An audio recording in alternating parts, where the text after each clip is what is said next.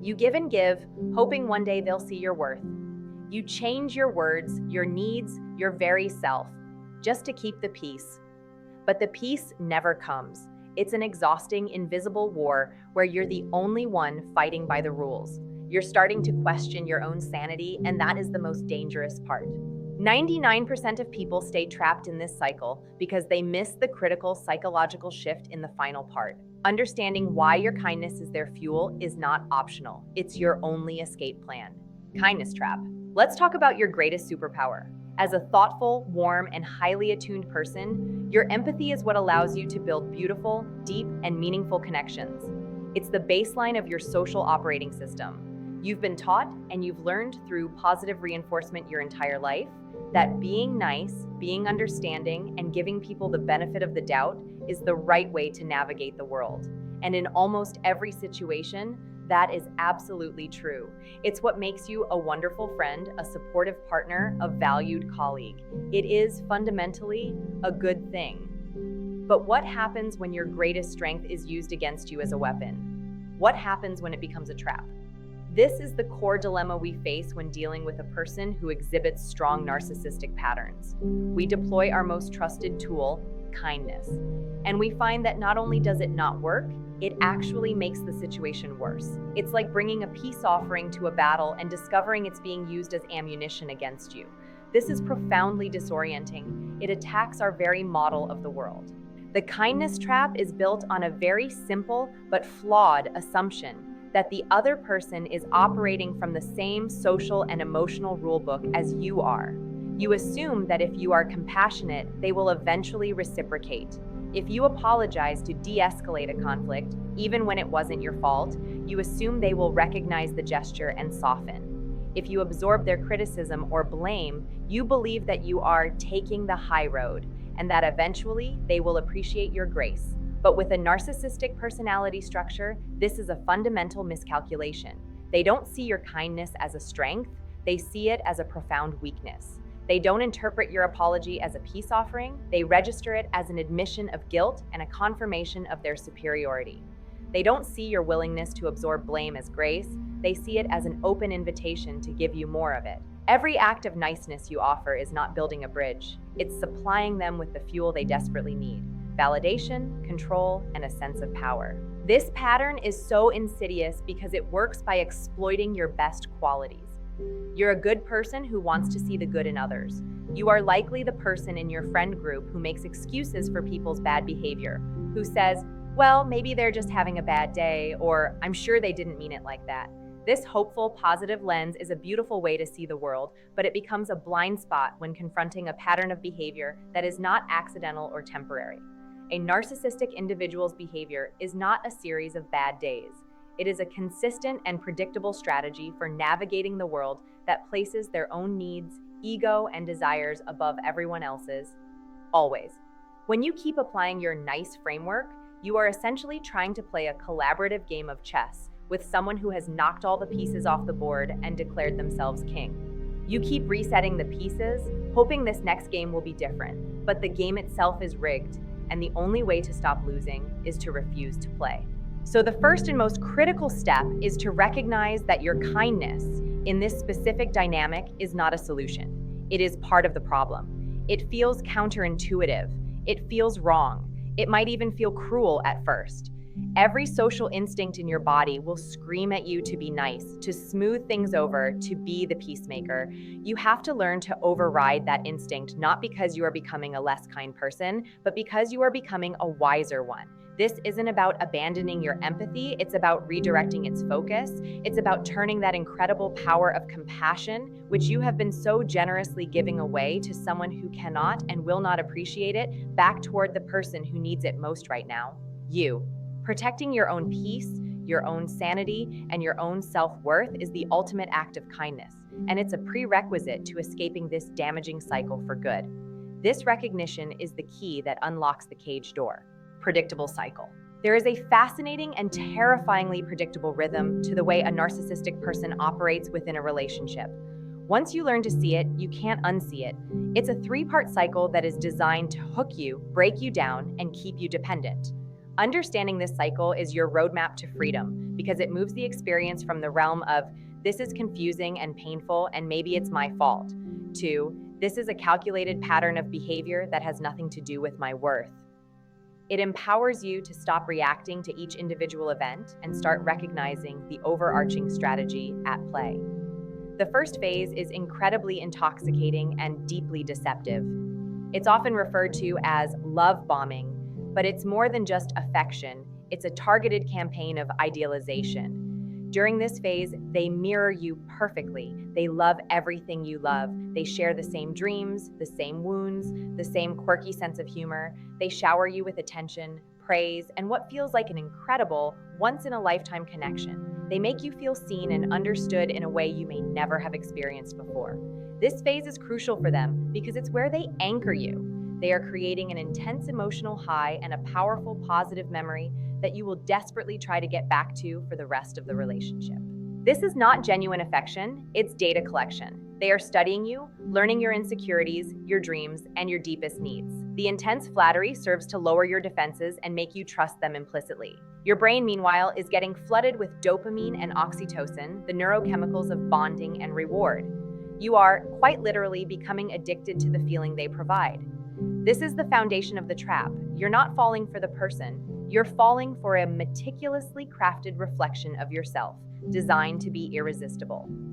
This phase can last for weeks, months, or even years, but it is always temporary. It's the too good to be true feeling that your intuition might have subtly warned you about, but that you dismissed because the feeling was so incredible. This is the golden past that they will use as leverage later on, the good times you will cling to, convincing yourself that if you just do the right thing, you can get that person back. But the devastating truth is that person never actually existed. It was a role they were playing, a mask they were wearing to secure you. The second phase, devaluation, begins subtly. It's a slow and steady erosion of everything the first phase built. The praise is replaced with little critiques disguised as helpful suggestions or jokes. The constant attention is replaced with unexplained silence or emotional withdrawal. They begin to create drama and chaos, picking fights over small things and then blaming you for your reaction. This is where gaslighting becomes a primary tool. They will deny things they said, twist your words, and make you question your own memory and sanity. I never said that. You're too sensitive. You're making a big deal out of nothing. These phrases are designed to destabilize your reality. During the love bombing phase, they put you on a pedestal. Now they are beginning to systematically dismantle that pedestal brick by brick. Your confidence plummets. You start to believe that you are the problem. You think, if I could just be less sensitive, more understanding, or do what they want, we can get back to how things were. You find yourself walking on eggshells, constantly trying to appease them, desperate to get another hit of that initial idealization. You are now working full-time to manage their emotions while completely neglecting your own. This devaluation phase is where they gain the most control. By making you feel flawed and insecure, they position themselves as the sole arbiter of your worth. You start to crave their approval the way an addict craves a drug. Their occasional moments of niceness, what are called intermittent reinforcement, are just enough to keep you hooked, giving you a glimmer of hope that the person from the love bombing phase is still in there somewhere. This is the most psychologically damaging part of the cycle. It's a slow poisoning of your self-esteem, rewiring your brain to believe that you are unworthy and that your emotional stability depends entirely on them. And then comes the final, brutal phase, the discard. This can happen in a number of ways. It can be a sudden, shocking abandonment with no explanation, leaving you utterly bewildered. Or it can be a slow, painful fade where they become increasingly cold and indifferent, forcing you into the position of ending the relationship. Often, by the time the discard happens, they already have a new source of supply, a new person to love bomb lined up. They need a constant stream of admiration and energy, and you have been completely drained. You are no longer useful to them. The discard is profoundly painful because it reinforces the core message of the devaluation phase, that you are worthless. They make you feel easily replaceable because, in their world, you are. People are not partners. They are objects to be used for validation and then thrown away when they no longer serve their purpose. Seeing this cycle for what it is, a calculated pathological pattern, is the first step toward reclaiming your mind and your life. It wasn't love, it was a script. Brain chemistry. To truly break free, it's not enough to just see their behavior. We have to understand the science of what is happening inside our own brains and what is fundamentally different inside theirs. This isn't about excusing their behavior, it's about decoding it so it loses its power over you. Your continued niceness is an attempt to trigger an empathetic response, but you are trying to activate a circuit that is, in many cases, barely there or completely offline. When a neurotypical person experiences a social interaction, a network in the brain associated with empathy and understanding, involving what are often called mirror neurons, becomes active. When we see someone sad, part of our brain mirrors that sadness, allowing us to feel with them. This is the basis of compassion. It's what motivates us to be kind. We offer comfort because, on a deep neurological level, we feel a shadow of their pain. Numerous brain imaging studies on individuals with strong narcissistic traits show reduced gray matter and diminished activity in the very areas responsible for empathy, particularly the anterior insula. They can cognitively understand that you are upset, they can recognize the cues of sadness or anger, but they don't feel it. This is a critical distinction. They can process your emotion as data, but they don't share the emotional experience. This empathy deficit explains why your pleas for understanding fall on deaf ears. You are communicating in an emotional language they are not equipped to receive. Your vulnerability, instead of being a cue for them to offer comfort, is processed as a cue for them to exploit an advantage. When you are open and emotionally expressive, hoping to connect, they see it as a blueprint of your weaknesses. They learn exactly what hurts you, what you're afraid of, and they will store that information to be used for control later. So, when you are being nice by trying to explain your feelings, you are inadvertently handing them the keys to your own emotional control panel. It's a devastating paradox where your attempt to create connection is actually what gives them the power to create disconnection and chaos. The person is an emotional black hole. They require a constant input of energy from others, admiration, fear, drama, conflict, to feel a sense of self. This is often referred to as narcissistic supply. Your kindness, your attention, and especially your emotional reactions are their food. When you are nice, you are giving them positive supply. When you are upset, you are giving them negative supply. To them, both are better than no supply at all. Both confirm their importance and their ability to impact you, which props up their fragile ego. On your side of the chemical equation, the situation is just as potent. The cycle of idealization and devaluation creates what is known as a trauma bond. This is not a bond of affection. It's an addiction to a cycle of abuse. The intermittent reinforcement, the occasional highs of the love-bombing phase mixed with the constant lows of devaluation, is one of the most powerful schedules of reinforcement known to psychology. It works the same way a slot machine does. You keep pulling the lever, enduring loss after loss, for that unpredictable but incredibly powerful reward. Your brain becomes wired to crave the high. The relationship becomes a constant state of physiological stress. You are living in a fight-or-flight state with elevated levels of the stress hormone, cortisol. Chronic exposure to cortisol can have devastating effects on your health, anxiety, depression, a weakened immune system, memory problems, and exhaustion. You literally feel like you're losing your mind because your body is marinating in stress chemicals. Your brain is trying to make sense of an unsolvable problem, and your body is paying the price. This is why just leaving is so incredibly difficult. You are fighting against a deep neurological and chemical addiction. Your brain is screaming for another hit of that dopamine from the idealization phase, even while your body is being destroyed by the cortisol from the devaluation phase. Understanding this chemistry is vital. It allows you to have compassion for yourself and to recognize that your struggle is not a sign of weakness. It's a predictable biological response to an intensely manipulative psychological environment. Breaking free requires a detox. It requires cutting off the supply, not just for them, but for you. It means learning to tolerate the intense discomfort of withdrawal from the drama cycle and allowing your brain and body to heal and regulate. It means realizing you're not trying to reason with a person, you're trying to outsmart a chemical addiction. Your niceness is not only ineffective, it's feeding the very system that is keeping both of you locked in this toxic dance. The only solution is to stop the music. Misread intention. Let's get to the very heart of the miscommunication. Every time you are nice to a person with narcissistic traits, you have a specific intention, and they receive it with a completely different interpretation. This fundamental gap in perception is the engine of the entire dysfunctional dynamic.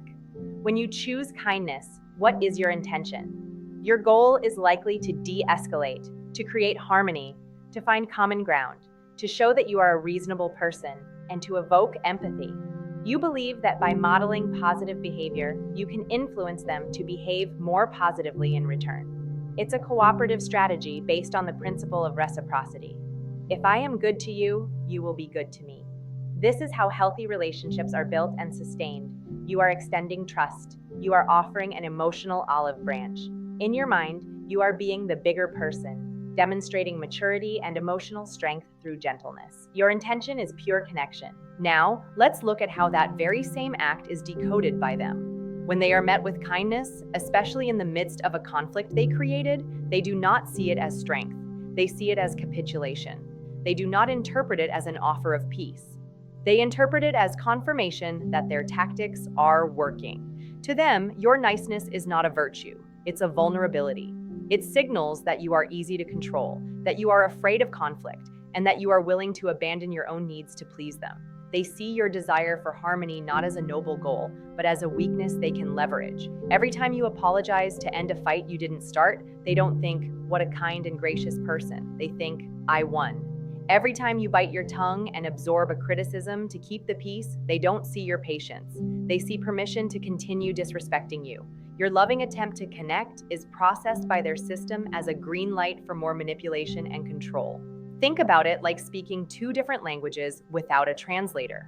You are speaking the language of emotional connection, empathy, and mutual respect. They are speaking the language of power, dominance, and control. When you say, "I'm sorry you feel that way, let's talk about it," you mean, "I value you and want to understand you." What they hear is, "My feelings are powerful enough to make you apologize. I am in control of this interaction." When you shower them with praise or compliments, you mean, "I appreciate you." What they hear is, "I am superior and worthy of this admiration. Keep it coming." Your entire framework for being a good person is being misread and used against you. It is the cruelest form of irony. Your best intentions are producing the worst possible outcomes. You are trying to put water on a fire, but to them, your water is gasoline. And you can't understand why the fire just keeps getting bigger and bigger. This is why trying harder, being nicer, and being more understanding is a losing strategy. It is like turning up the volume on a radio station that they are not tuned into. You can scream your good intentions at the top of your lungs, but all they hear is the static of their own narrative, which is always about winning, controlling, and propping up their fragile ego. Breaking this pattern requires you to stop broadcasting on that frequency. It demands that you change your language. It's not about becoming cruel or hateful. That's just engaging in their game on their terms. It's about becoming neutral, detached, and unimpressed. It's about shifting from the language of emotional appeasement to the language of factual, unemotional boundaries. You must accept that your good intentions will never be correctly interpreted by them. They cannot or will not see your kindness as you mean it. The moment you truly accept this, you will stop wasting your beautiful, kind energy trying to get through to them. You will save it for yourself and for people who can actually speak your language. New language. So if being nice doesn't work, what's the alternative? The answer isn't to be mean, cruel, or aggressive. Fighting fire with fire just creates a bigger fire and drags you down into their world of conflict and chaos, which is exactly where they are comfortable and you are not. The powerful alternative is a new kind of communication. It's a language of calm, firm, and impersonal boundaries. This is about learning to be a gray rock. Imagine a gray rock on a beach. It's there, it's solid, but it's completely uninteresting. The waves crash over it, the wind blows on it, but it doesn't react. It's boring. The goal of this new language is to make yourself as uninteresting and unrewarding to the narcissist as a gray rock. They thrive on your emotional reactions, both positive and negative. When you take those reactions away, you cut off their supply and they will eventually get bored and look for a more stimulating source. This new language is built on short, factual, and non-defensive statements. It removes the emotional fuel from the conversation. Let's go through some practical examples. Let's say they throw a classic manipulative accusation at you, like, "You never listened to me." The old you, using the language of niceness, might have jumped to defend and appease. "What? Of course I listened to you. I'm sorry if I made you feel that way. I'm listening right now. Tell me everything." This is a huge reward for them. You've apologized, taken blame, and given them your full, frantic attention. Using the new language, your response is different. You could say, "I hear that you feel I don't listen." That's it. You are not agreeing, not apologizing, and not arguing. You are simply reflecting back their statement in a neutral way, or even more simply, "Okay," or "I see." There is no emotional hook for them to grab onto. It gives them nothing to fight with. Another example, they make a cutting joke at your expense. The old you might have said, "That wasn't very nice," which opens a debate about their intentions. "I was just kidding. Why are you so sensitive?" The new language is a simple, "I don't find that funny," and then you change the subject or walk away. You are not asking for their validation or arguing about their intent. You are stating your reality calmly and ending the interaction.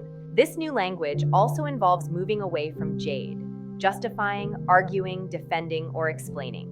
A person with narcissistic traits will use your explanations against you. They will pick apart your justifications, find holes in your defense, and turn your own words back on you. The solution is to stop. You do not owe them a lengthy explanation for your boundaries. When you set a boundary, it should be simple and final. For example, instead of saying, "I can't lend you money because last time it was really stressful for me and it put me in a bad financial spot and I was worried about our friendship," which gives them a dozen things to argue with, you say, "I have a personal policy of not lending money." End of story. It is not personal to them. It is a policy. It is non-negotiable. If they demand to know why you are acting cold or different, a great neutral response is, "I'm just choosing to interact with less drama." This places the focus on your choice, not their behavior, which is harder for them to attack directly. Mastering this language feels incredibly awkward at first. It will go against every social instinct you have. You will feel rude. You will feel cold. But what you are actually being is self-protective.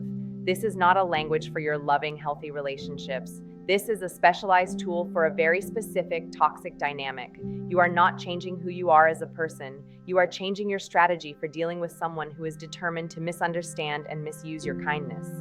It is a language of energy conservation. Every emotional word you withhold is a unit of energy you save for yourself. Every justification you don't offer is a piece of your sanity you get to keep. Over time, you will find this new language isn't cold, it's peaceful. It's the language of a quiet mind, a calm nervous system, and the profound, beautiful silence that comes when you finally stop trying to make yourself heard by someone who is determined not to listen. Your cost. We've talked about their patterns and your brain chemistry, but we need to sit for a moment with the real-world cost of continuing to be nice in this dynamic. The price you pay is not just emotional, it is psychological, physical, and even spiritual. It is the slow, devastating erosion of your entire self. Every time you swallow your feelings to keep the peace, you are sending a message to your own subconscious that your feelings do not matter. Every time you apologize for something that wasn't your fault, you are telling yourself that you are deserving of blame. Every time you adjust your personality to fit their mood, you are slowly chipping away at who you are until one day you look in the mirror and you don't recognize the anxious, accommodating, exhausted person looking back at you. This is the ultimate cost, the loss of your own identity. You begin to define yourself through their eyes. Your sense of worth becomes completely entangled with their approval, which they give and take away at will to control you.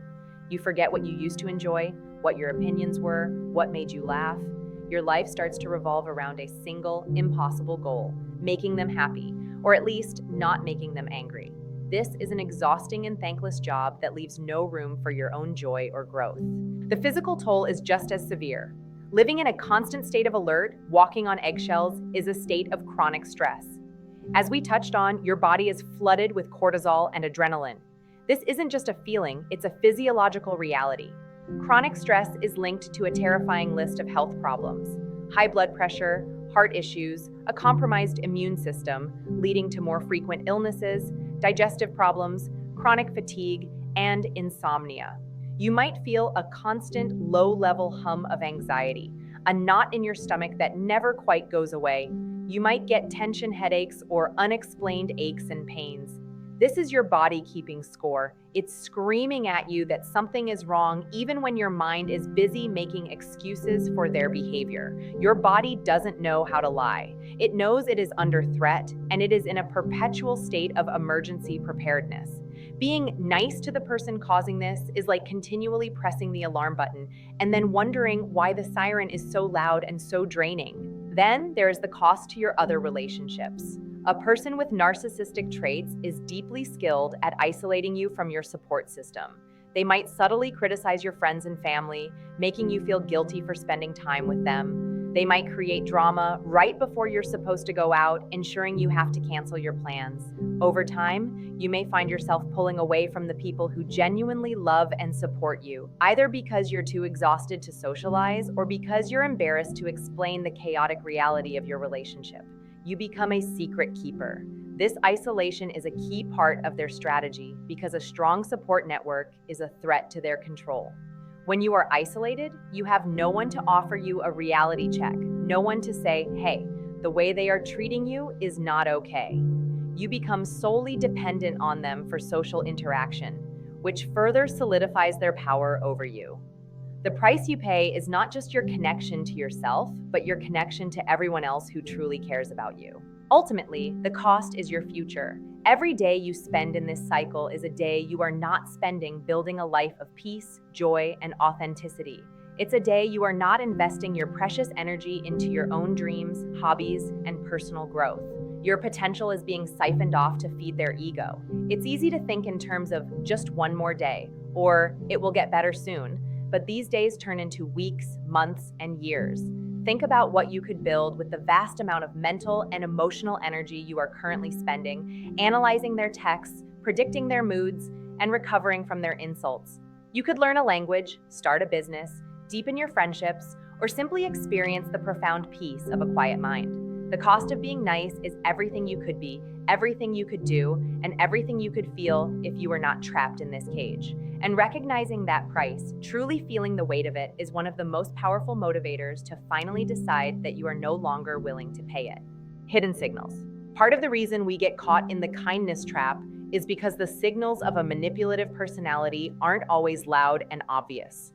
They are often subtle, a series of micro behaviors that, on their own, seem small enough to dismiss.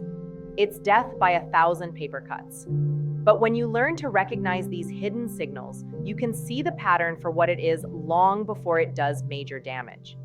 It's like learning to spot the telltale signs of a coming storm. The first signal is often a strange form of conversation. Have you ever been talking to someone and felt like they weren't really listening, but were just waiting for their turn to talk? With a narcissistic individual, this is amplified. Conversations are not a two-way exchange. They are a platform for monologue.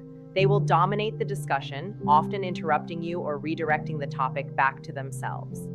If you share a personal story of struggle, they won't respond with empathy, but will immediately one-up you with a story of their own struggle, which was, of course, far worse. There is a palpable lack of genuine curiosity about you.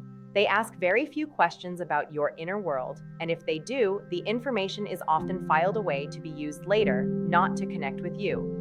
This conversational imbalance is a major red flag that you are in the presence of someone who sees people as an audience, not as partners in conversation. Another subtle but powerful signal is their relationship with rules and accountability. They have a deep-seated belief that they are special and that the rules don't apply to them. This can manifest in small ways, like cutting in line, chronic lateness with no apology, or constantly breaking small promises. But the core issue is a complete inability to take genuine responsibility for their actions. If they hurt your feelings, it's because you were too sensitive.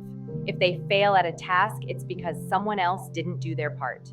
They are masters of the blame shift. A sincere, unqualified apology is virtually impossible for them to deliver because in their mind, they are never truly at fault.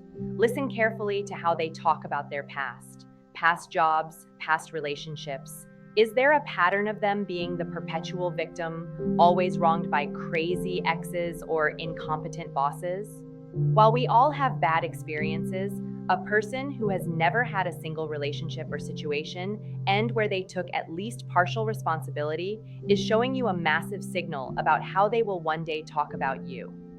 Their world is constructed to protect their ego from the concept of personal failure. Pay close attention to their brand of humor and their compliments. A common tool in the devaluation phase is the backhanded compliment or the cutting joke. It's a way to insult you with plausible deniability. You look so great, I almost didn't recognize you. That's a great achievement for someone at your level. These comments are designed to make you feel slightly off balance and insecure, but if you object, they can immediately claim, "I was just joking, can't you take a joke?" This is a way of testing your boundaries and conditioning you to accept small acts of disrespect. Similarly, even their praise during the love bombing phase can be a signal. Is it specific and genuine, or is it over the top and idealized? Praise like, "You are the most perfect, brilliant, and talented person I have ever met," is not really about you.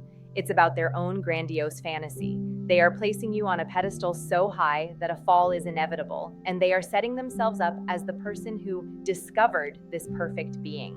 It's a form of objectification disguised as adoration. Finally, watch how they treat people they have no use for, like waitstaff, junior employees, or service workers. A person who is charming and kind to you, but dismissive, rude, or arrogant to someone they perceive as beneath them is not a nice person. They are a strategic person. You are simply seeing the mask they put on when they want something. The way they treat people from whom they have nothing to gain is the most accurate reflection of their true character. These signals are subtle. They require you to trust your gut. Very often, when dealing with a person like this, you will have a feeling of unease that you can't quite put your finger on. You'll feel confused, off balance, or slightly crazy after an interaction. Don't dismiss that feeling. That feeling is your internal detection system trying to alert you to a pattern your conscious mind hasn't pieced together yet. It's your cue to stop being nice and start being observant. Strategic shift. Making the decision to stop being nice is the first step. Implementing that decision requires a profound strategic shift in how you operate. This is not about a single action, but a new philosophy of engagement. The old strategy was to engage emotionally, to connect, to understand. The new strategy is to disengage emotionally and to manage the interaction with minimal personal investment. It's about moving from being a participant in their drama to an observer of their patterns. This requires a conscious and deliberate reframing of your goal. Your new goal in any interaction with this person is not to be understood, not to win an argument, and not to make them happy. Your new goal is to protect your own peace and conserve your own energy. That's it. Every decision you make, every word you say or don't say, should be measured against this single metric. Does this protect my peace? If the answer is no, you don't do it. This shift involves creating and enforcing strong boundaries. A boundary is not a request. It's a declaration of what you will and will not tolerate. It is about your actions, not theirs. For example, a weak boundary is, "Please don't yell at me." This is a request that relies on their cooperation. A strong boundary is, "I will not participate in conversations where I am being yelled at. If the yelling starts, I will leave the room." See the difference? The first is a plea. The second is a promise you make to yourself about your own behavior. It's empowering because you are the only one who needs to follow through. You are no longer trying to control them. You are controlling what you expose yourself to. Setting these boundaries will feel uncomfortable and they will almost certainly be tested. The first time you say, "I'm not going to discuss this anymore," and calmly walk away, they will likely be shocked and angry. This is a predictable part of the process. Your job is to hold the line. Your consistency is what teaches them that your boundaries are real. Another key part of this strategic shift is information control. You must put them on a strict information diet. Remember, everything you tell them can and will be used against you. Your hopes, your fears, your insecurities, these are no longer things you share. This is a painful transition, especially if this person was once your primary confidant. But you must find other, safer outlets for your thoughts and feelings. A trusted friend, a therapist, a journal, When they ask you personal questions, you must learn to give vague, non-committal answers. How are you doing? I'm fine, thanks. What have you been up to? Oh, the usual. You become pleasant but private, a polite brick wall. This is not about being dishonest, it is about being discreet. You are protecting your inner world from someone who has proven they cannot be trusted with it. It will feel lonely at first, but this controlled communication is essential for starving them of the emotional information they use to manipulate you.